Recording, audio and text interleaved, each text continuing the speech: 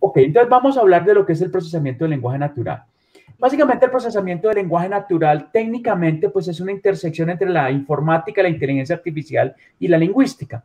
Y pues básicamente la idea es que es construir software que sea capaz de entender y procesar el lenguaje natural igual que lo hacemos los humanos.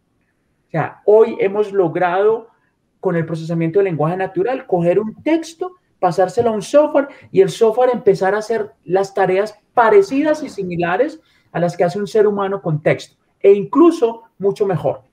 Por eso de pronto les pedí que echaran una miradita a GPT-3. Si no lo han hecho, vale la pena que le echen una miradita a GPT-3 para que vean el último de los grandes sistemas de inteligencia artificial que hay, porque ya hay incluso más poderosos que es.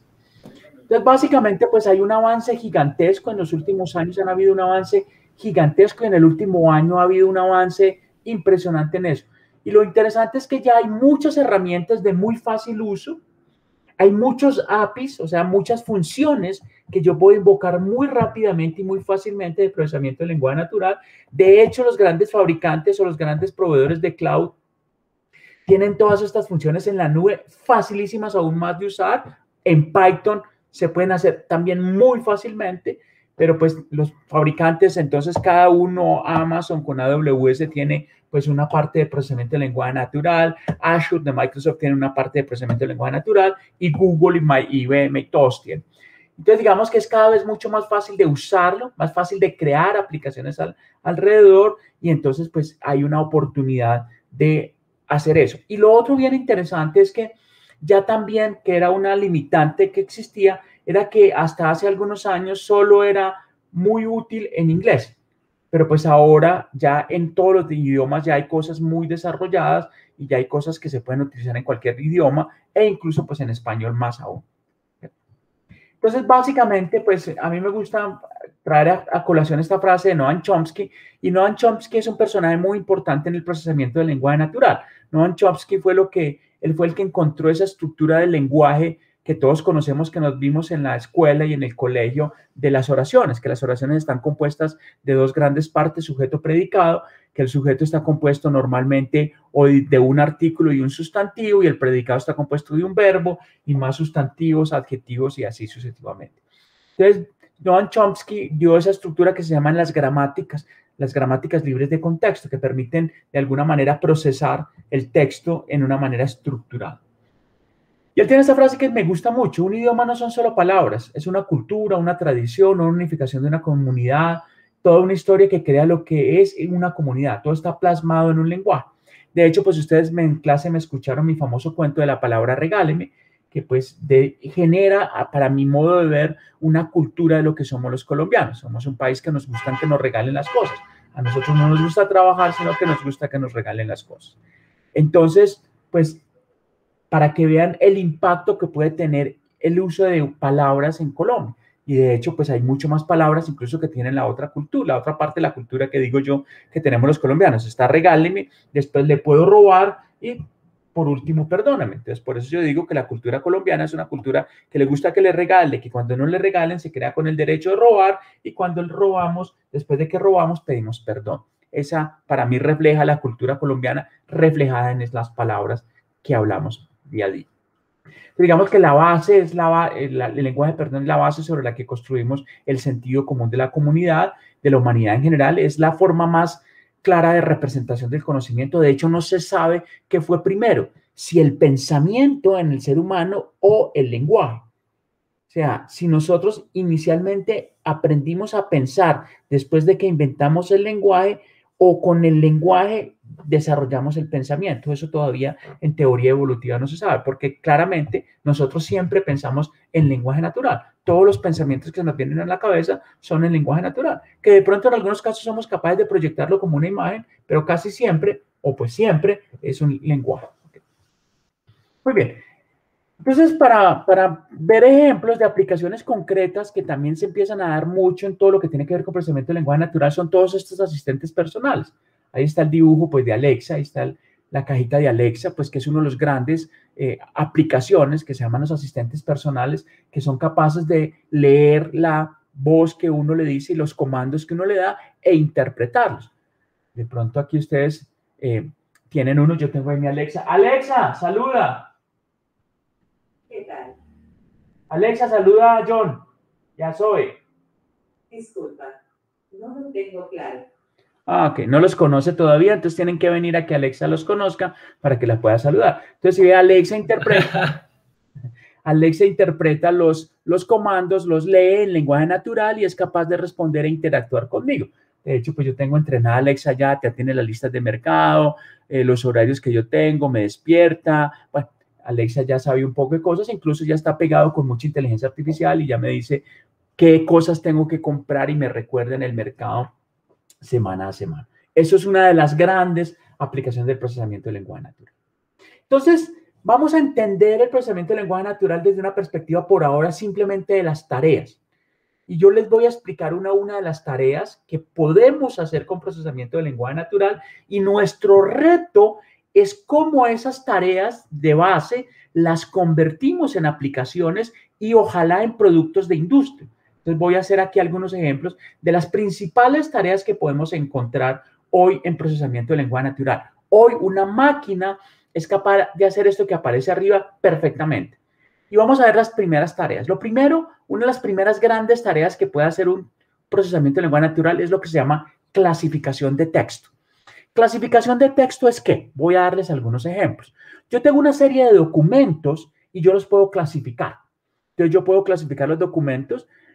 Es más, si por ejemplo no tengo las etiquetas ni siquiera a qué se refieren los textos, yo podría hacer una tarea antes de clasificarla. Yo podría decirme, mire esos documentos que no tengo ni idea de qué se trata y dígame de qué tópicos hablan esos documentos. Entonces yo, por ejemplo, le paso toda una serie de documentos, imaginemos que le paso todo un set de documentos jurídicos y me dice, ok, mire, estos son, por ejemplo, estos documentos hablan sobre derechos de tutela en medicamentos, esto habla sobre derechos de sucesiones en familias, esto habla sobre casos de denuncia por abuso sexual, por decir algo, ¿sí?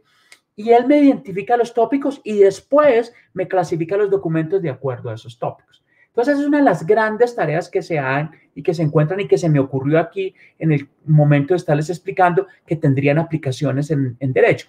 La clasificación de texto hoy se utiliza mucho para lo que se conoce como análisis de redes sociales o de social, ¿sí? En donde yo puedo detectar si un mensaje de Twitter o un mensaje en una red social es positivo, negativo o neutro. O incluso ya podemos ir mucho más lejos. Si es un mensaje que puede tener confianza o no, o si es un mensaje que puede ser un fake news, o si es un mensaje que es un sarcasmo, o si es un mensaje de alguien que está bravo, cosas de ese estilo. Entonces, todo eso ya lo tenemos definido. Yo puedo coger muchos textos y clasificar.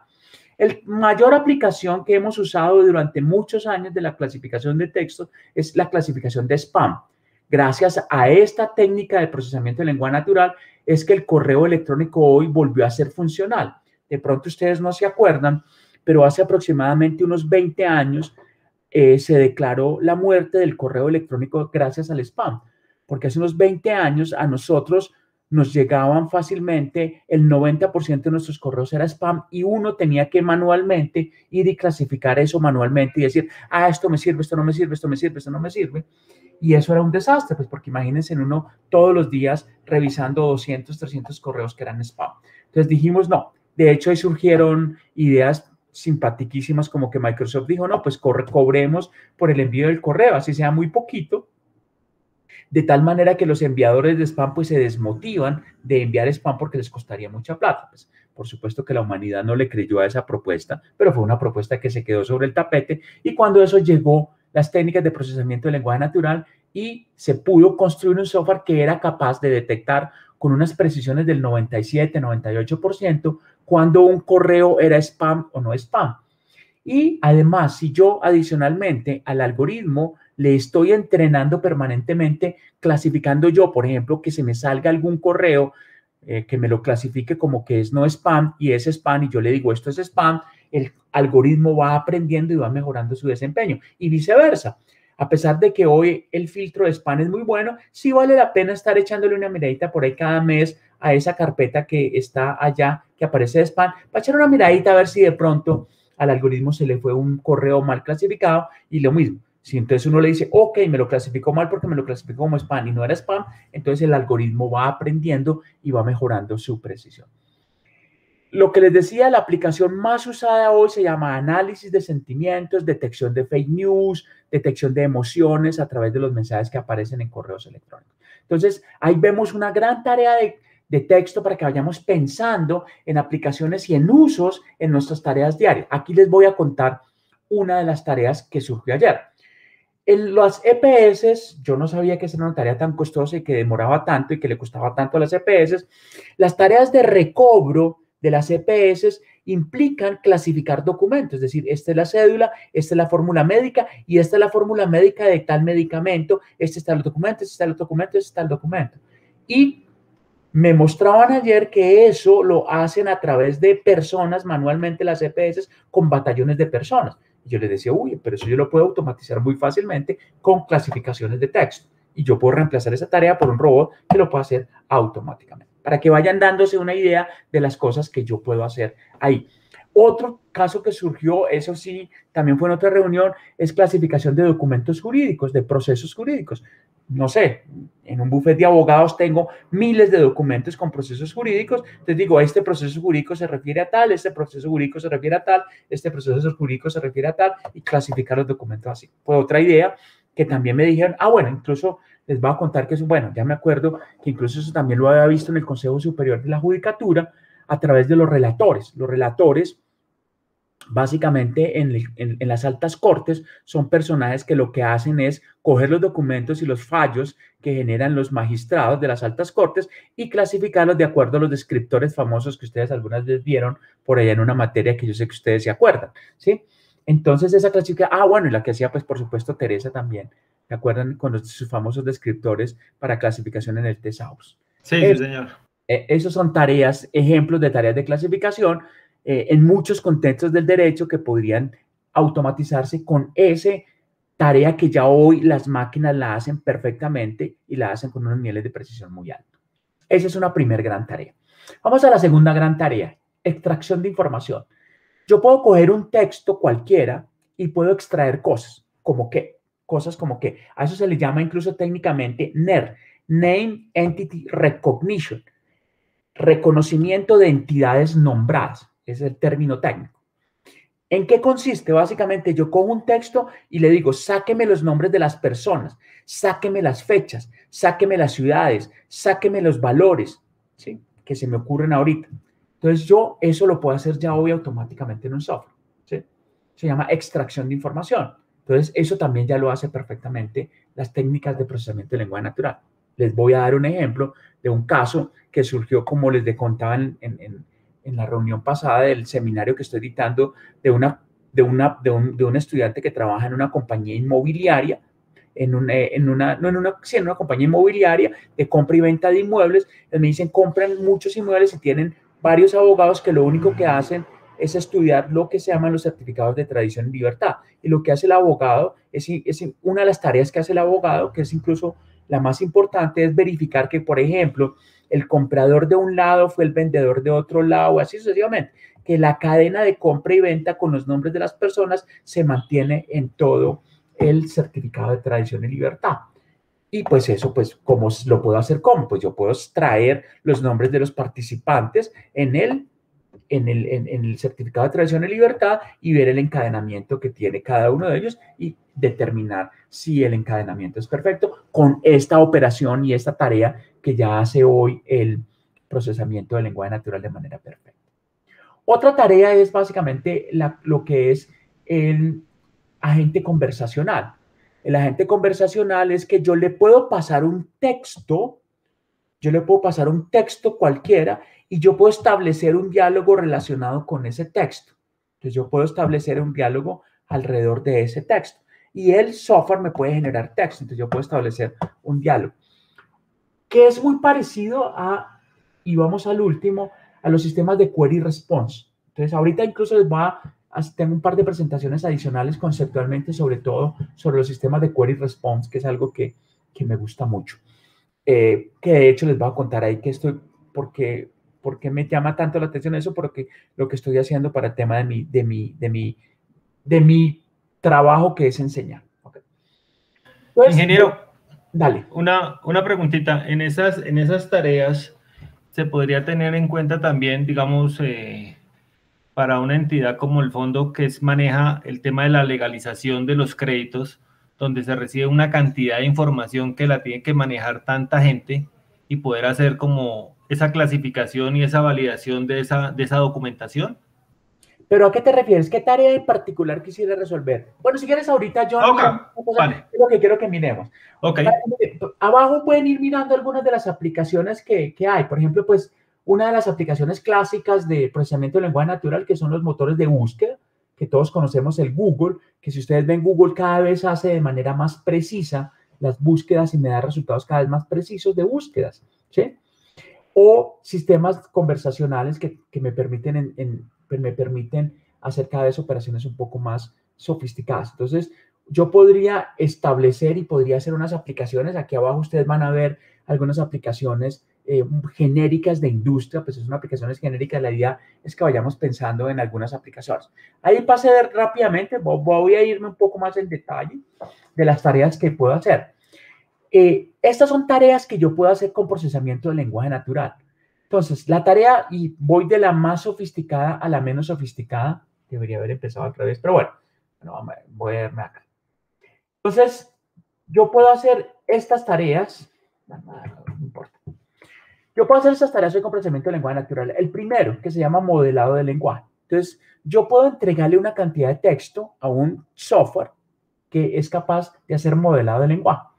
Y con base en ese texto, yo le puedo, o esos textos, muchos textos, yo le puedo decir, como aprendió el estilo de escritura de esos textos, yo le puedo decir, constrúyame un texto nuevo, ojo, no un repite de copy-paste, sino un texto nuevo a partir del aprendizaje de esos textos que acabo de aprender. Voy a darles un ejemplo concreto. Imaginémonos que yo tengo 1000 tipos de contratos en arrendamiento, por decir algo, pero son diferentes por los clausulados que tengo. Yo podría decirle al software, yo arranco y le digo, escríbame una cláusula de este estilo, como ya aprendió el estilo de escritura de contratos, escríbame una cláusula nueva, no un copy-paste de una cláusula anterior, sino una cláusula nueva con el aprendizaje que ya tuvo. Okay. Ese pues es una tarea, esa es la más sofisticada, se llama modelado de lenguaje, y es la posibilidad que yo tengo de predecir, eso técnicamente cómo lo hace. Yo soy capaz de predecir cuál es la siguiente mejor palabra dependiendo de los textos con los que aprendí. ¿Okay?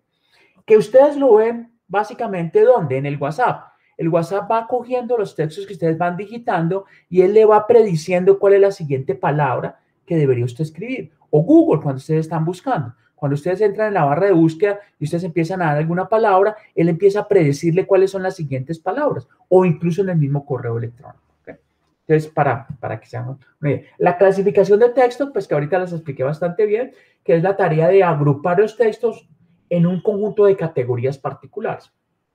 Eso pues lo explicamos bastante ahorita. La extracción de información es la tarea de extraer información relevante como ¿qué? Lo que les decía hace un rato, eventos de calendario, correos electrónicos, nombres de las personas, fechas, valores, bueno, todo eso que aparece en un texto. La recuperación de información es la tarea de encontrar documentos o partes de un documento, porque la recuperación de información, por ejemplo, los motores de búsqueda como Google, pues te dicen el documento en donde encontró el texto. Pero hoy hemos avanzado aún incluso también para poderle decir, dentro de este texto, en el párrafo que encontré, el texto es este, o el más parecido, porque no tiene que ser exactamente igual, el más parecido. Entonces, el más parecido puede ser este. ¿Listo? El agente conversacional, que es la posibilidad de que yo pueda construir un sistema de diálogo y conversar con ese agente en un modelo de interacción humana en lenguaje natural. Este que es muy útil también, es muy bonito, y es el resumen. El resumen puede ser de dos tipos, abstractivos y extractivos. Yo tengo una presentacioncita para este y para los query response aparte, ya se las voy a hacer. Okay. Respuestas a preguntas, ese también es una tarea que yo puedo hacer. Yo le puedo pasar todo un texto y yo le puedo hacer preguntas en donde la respuesta está dentro de ese texto. ¿Ok? sea, yo le puedo hacer en un contexto, yo le puedo hacer una pregunta y digo, respóndame esta pregunta con base en el texto que está ahí. Eso se llama sistema de query response. Traductores, pues por supuesto, pues lo hemos visto con el motor de Google o con el servicio de Google, perdón, que me permite traducir de un idioma a otro. Eso pues también es un tema resuelto. Y lo que les mencionaba ahorita antes en la clasificación, que era el caso de identificar los tópicos. En la clasificación de texto, pues se supone que yo debería tener con anterioridad las categorías. Pero si yo ni siquiera tengo las categorías, pues yo puedo correr un proceso antes que se llama tópicos seleccionados o temas, identificación de tópicos o temas, y entonces él coge todos los textos y dice, mire, en estos textos hay estos temas, hay estos tópicos. Y después entonces ya clasifica con base en esos tópicos. ¿Okay? Entonces digamos que ahí hay una cantidad de tareas, ¿sí? Aquí hay una cantidad de tareas. Yo les voy a mostrar alguna tarea de un profesional de derecho que se ejecuta en contexto, lo que les mencionaba el relator del Consejo Superior de la Judicatura, que hacen resumen extractivos de las sentencias de los jueces.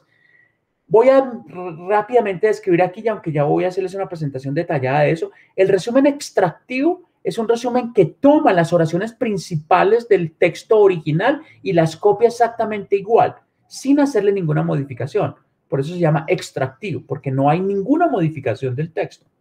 El otro resumen es el abstractivo, en donde la persona lee todo el documento y con base en lo que entendió, produce un resumen. En las relatorías del Consejo Superior de la Judicatura tiene que ser extractivo, porque el relator no puede dar ningún tipo de interpretación. Si él se pone a interpretar de acuerdo a lo que entendió, puede cambiar el sentido de la sentencia. Entonces, por eso el resumen ahí tiene que ser extractivo. Tiene que extraer las oraciones principales tal cual como están en la fuente del fallo original.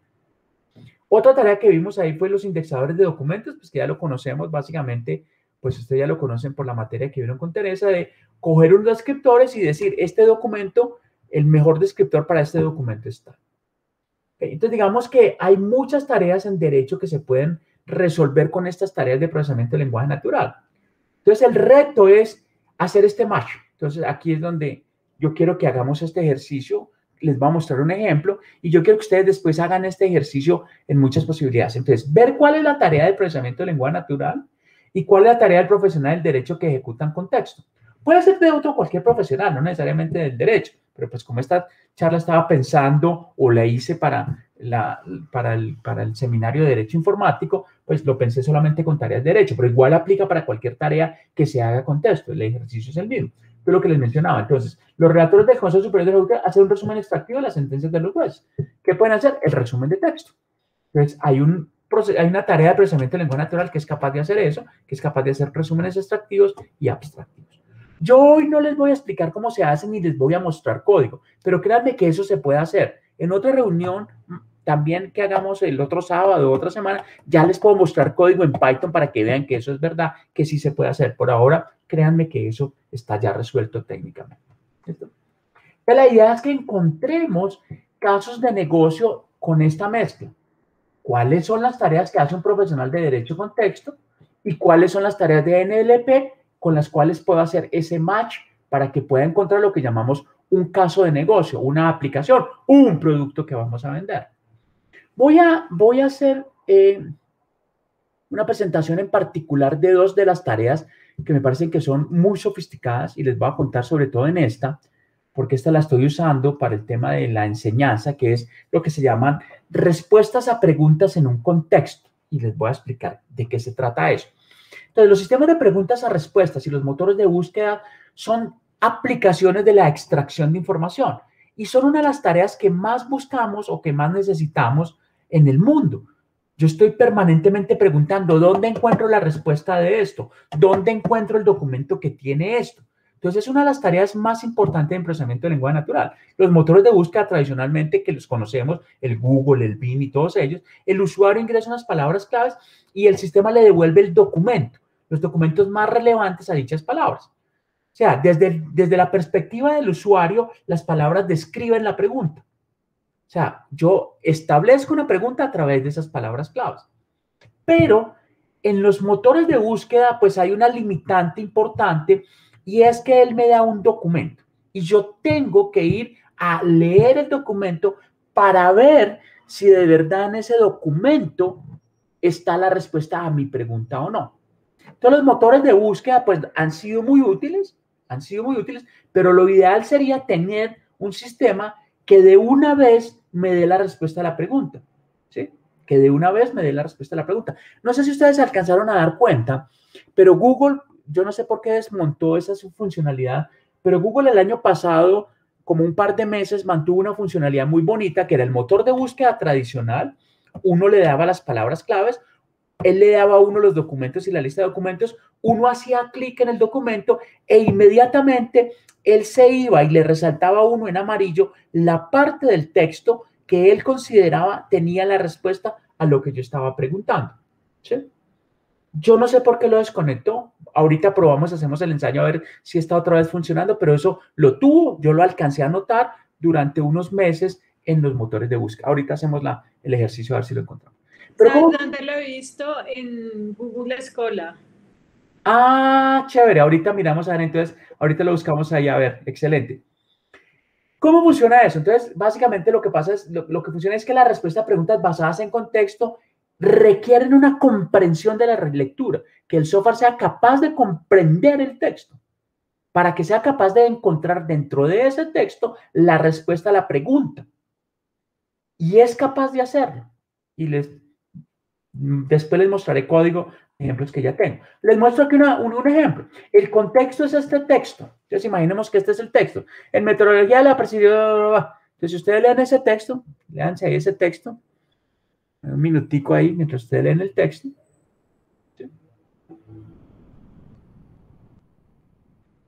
Yo le puedo hacer la siguiente pregunta. ¿Dónde chocan las gotas de agua con los cristales de hielo para formar precipitación? Y el sistema me responde dentro de una nube. El software es capaz de hacer eso. Para poder dar esa respuesta, él tiene que comprender el texto. Porque además yo le podría hacer la pregunta sin usar las mismas palabras. No es una comparación de texto palabra a palabra. No, hay un entendimiento del texto. Hay un entendimiento del vocabulario. Hay un entendimiento y hay una comprensión del texto por parte del software. Después les mostraré cómo matemáticamente eso se logra. Por ahora confíen en que eso realmente existe. Entonces esto es muy interesante. Entonces me gusta mostrar esto por qué razón. Yo estoy construyendo, mejor dicho, estoy haciendo el software o utilizando estas librerías y lo que voy a hacer es lo siguiente. Yo, para mis clases, ¿qué voy a hacer? Yo lo que voy a hacer para mis clases es que voy a conseguir los artículos relacionados con el tema que estoy hablando, el contenido, y se los voy a dar a ese motor. Entonces ese es el contexto, ¿sí? Y lo que voy a hacer es simplemente que cuando yo quiera que mi estudiante o mis estudiantes aprendan más, yo les voy a dar una presentación muy rápida de 10-15 minutos de todos los conceptos, rápidamente, pero cuando él vaya a preguntarle, no me va a preguntar a mí, le va a preguntar a ese robot y él le va a responder a todos. Entonces yo me salgo de la clase, voy a dar 15 minutos y no como hago ahora, que entonces doy los 15 minutos y digo, ahora preguntas y yo mismo respondo, ya no va a responder. Yo voy a dar los 15 minutos, que por supuesto esos 15 minutos que de la clase están preparados con base en los textos con los que ya alimenté el robot y ya las preguntas los dejo una hora interactuando con el robot y pregunten todo lo que se les dé la gana. ¿Sí? ¿Ok?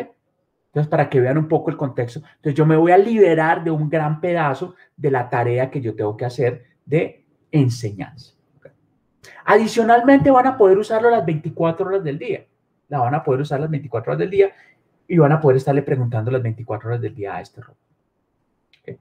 ¿Para qué sirve un sistema de respuestas de pregunta en un contexto? En una empresa para obtener respuestas basadas en la documentación interna de su empresa, que era de pronto lo que les mencionaba la reunión pasada. Si yo cojo toda la documentación de la empresa, la meto como parte de este contexto, aquí les doy un ejemplo sencillo, pero ese contexto puede ser cientos de documentos, entonces yo le voy a poder hacer una pregunta y él me va a decir exactamente la respuesta.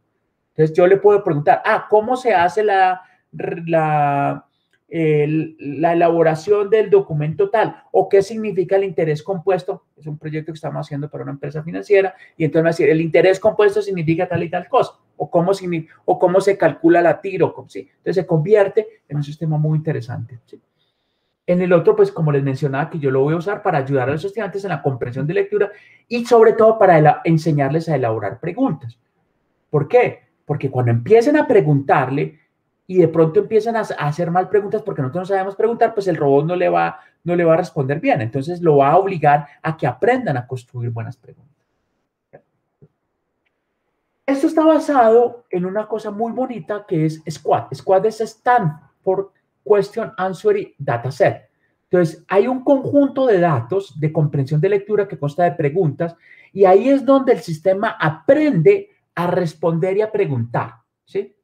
Entonces, lo que hace hoy en el procesamiento de lenguaje natural es que uno trabaja con modelos preentrenados y este modelo preentrenado realmente lo que es un preentrenamiento de cómo se elaboran preguntas en general y cómo se responden preguntas en general.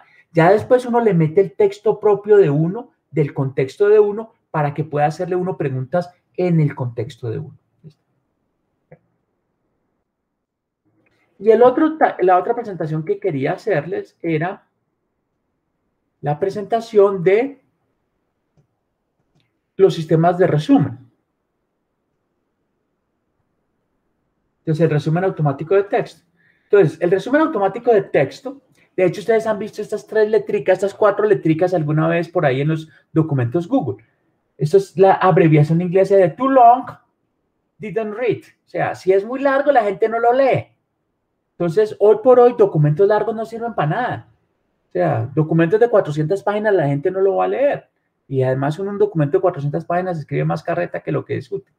Entonces, es muy interesante tener un mecanismo técnico que le permita a uno resumir documentos. ¿Listo?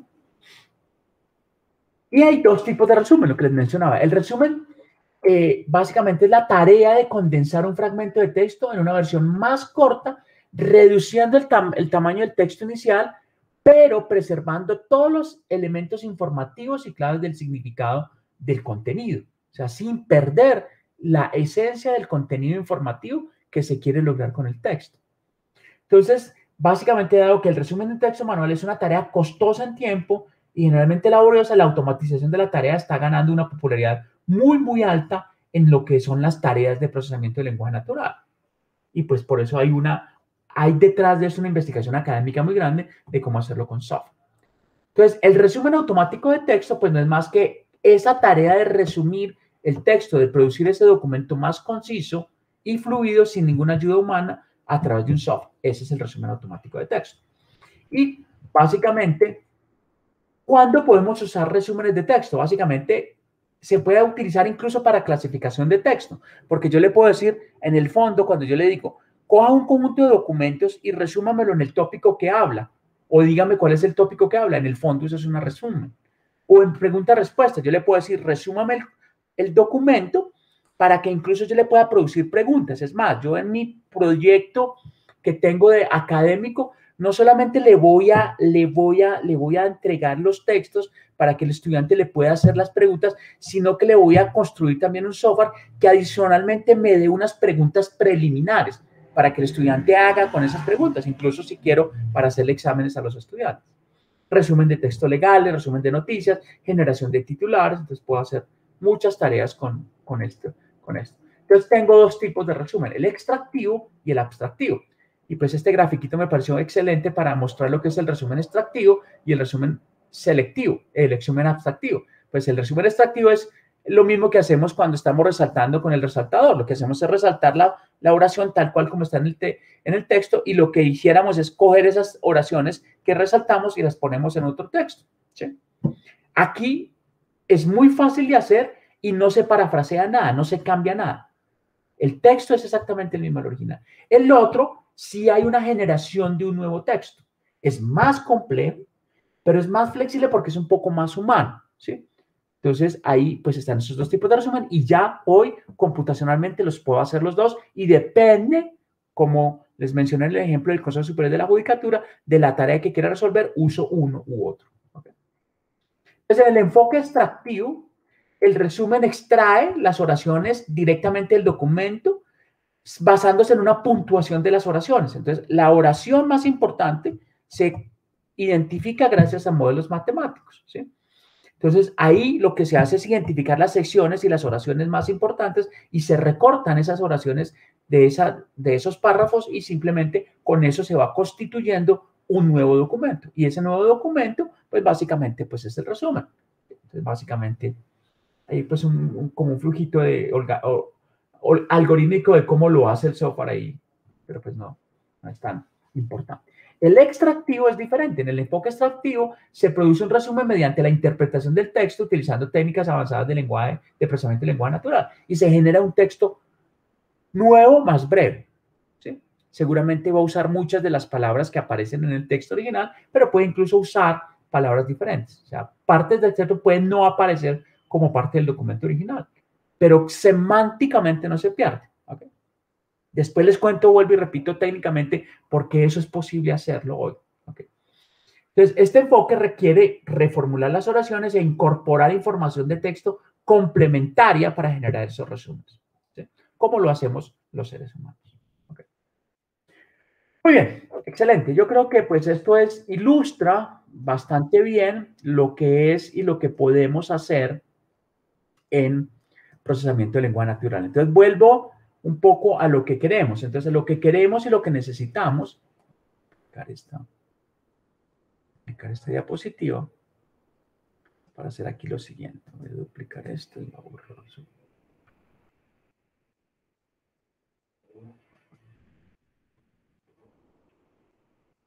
Entonces, el reto ahora es ¿cuál?